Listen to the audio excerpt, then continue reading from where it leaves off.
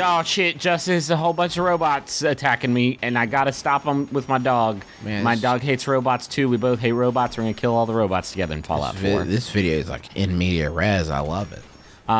This is Fallout 4's new DLC, its first major chunk of DLC, called, I'm not sure it's Automatron or Automatron, but it could be I like either that. one. I like Automatron, like a robotic mom just crossing the countryside. This is it is a robot-centric piece of DLC where you meet a cast of new robotic characters, robotic overlord. You get a new companion who is a robot, and it adds a new robot customizing feature to the game. It's very cool. It also adds this fun prank, which is a lot of robots. I don't know if you know this about them. When you kill robots, they explode.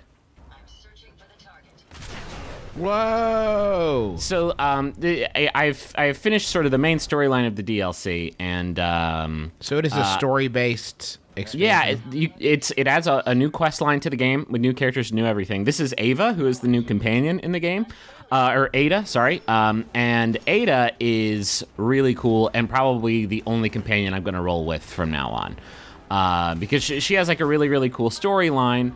But more importantly, you can customize her capabilities completely using a new like settlement customization option. Nice, won that battle. Oops, not again. Whoops-a-date. Like literally a dozen times. It's hysterical every time. So the DLC, like compare the size and scope of the mission to something in the game. So here's the thing. This is exactly what Fallout 4 needed. Because it's beefy, it's pretty substantial. Not only that, like it's satisfying. Like you get some really cool rewards. You get a new settlement out of it that is probably the coolest one in the game. You get some new weapons, some new cool stuff. But it's also like diverse. It's not just like you're going to this place and killing these raiders that attacked a farm. It's like it is on par in terms of like coolness. It's like on par with the Silver Shroud stuff, because that's like that was my problem with Fallout 4 is like all of the quests, and there's a lot of stuff to do in the game, but all of it felt so samey. And whenever you ask somebody like, what was your favorite thing you did in Fallout 4, it was always, oh, it was that Silver Shroud thing, because it was so unique and so different from the rest of the game. And that's true of this too. I finished it in like 3 hours maybe. But I mean, I still have a bunch of side quests and a bunch of stuff I can go off and still unlock. I want to point this out. This is the character customization stuff. This was when I kind of just started the DLC, so I didn't have a bunch of parts ready for this character. By the way, there's a different character.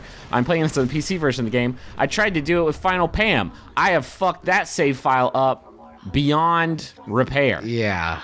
I don't even know how to start like undoing what I did to that save file. So this is a new character, so I didn't have like a bunch of stuff on this character yet. You have to be level 15 to start the quest.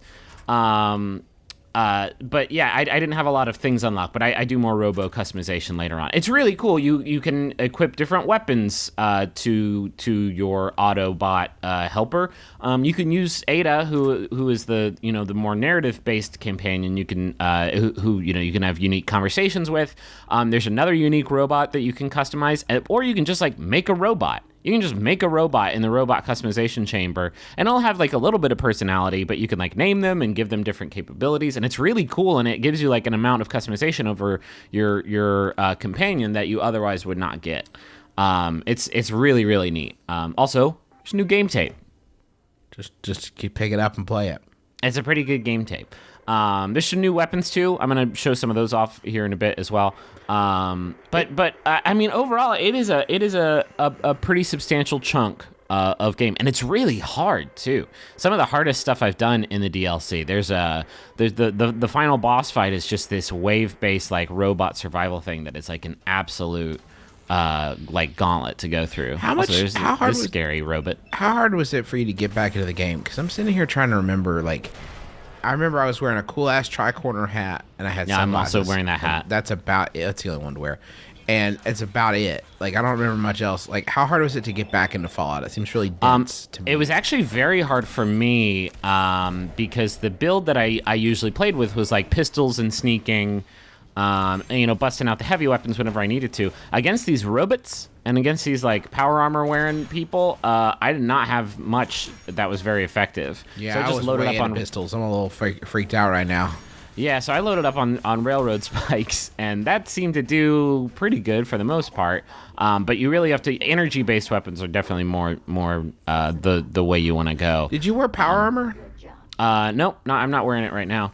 So this is more the customization stuff, and now I got a bunch of resources. So I wanted to show off like just how much customization you could do. So you can change like the shape of the different body parts. So you can change the different heads that there are, and then you can equip that head with armor. And you can like there are multiple customization points to every single like part of the robot, so that you can change. Maybe it's got a protectron torso, maybe it's got an assaultron torso, and then you can choose the armor for that torso. You can equip like that torso with different capabilities, so you can make this robot good at hacking or lockpicking.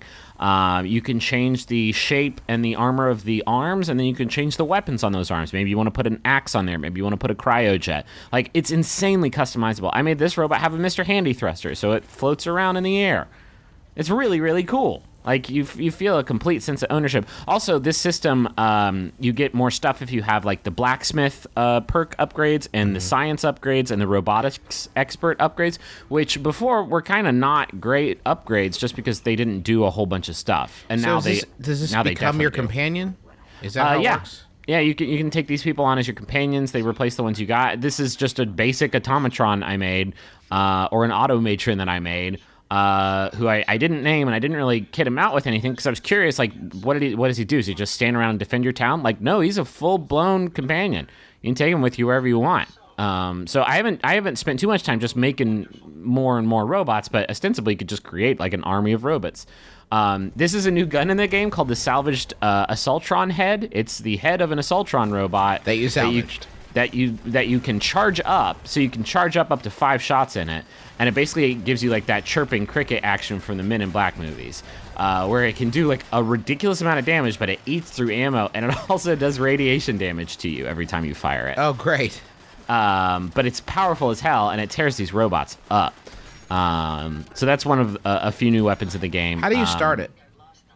You get a radio beacon at level 15. It's pretty easy to follow. But yeah, the quest line on the map. Yeah, anywhere on the map. Okay. The quest line, the storyline, the story being told, it's all really, really cool. But not only that, like, it feels unique. Like, it's not just this like ham-fisted thing telling the story of one of the 4 factions in the game. Like everything else in the game is. It's like crazy sci-fi nuclear, like 1950s robots. Not the like Blade Runner sort of synth thing that they're going for with the rest of the game. It has its own look and feel that is like really, really cool. Also, you get a new weapon called Mr. Handy's Buzzsaw. If you find it, you might not get it. And when you do, you can go full blown like Evil Dead, like Ash on some ghouls, and it absolutely rules school and is awesome. But yeah, there's a lot going on in this DLC. I was really, really happy with it. It's $10, and for that you get new weapons. This whole new system for customizing companions, or your robot companions. I don't think you can like swipe out like Piper's eyeballs or whatever. But yeah, it feels meaty. It feels really substantial. And if this is what the rest of the season pass is going to bring to the table, then like I'm actually really optimistic about how much more time I'm going to be spending with Fallout 4. Only been in the game to start with.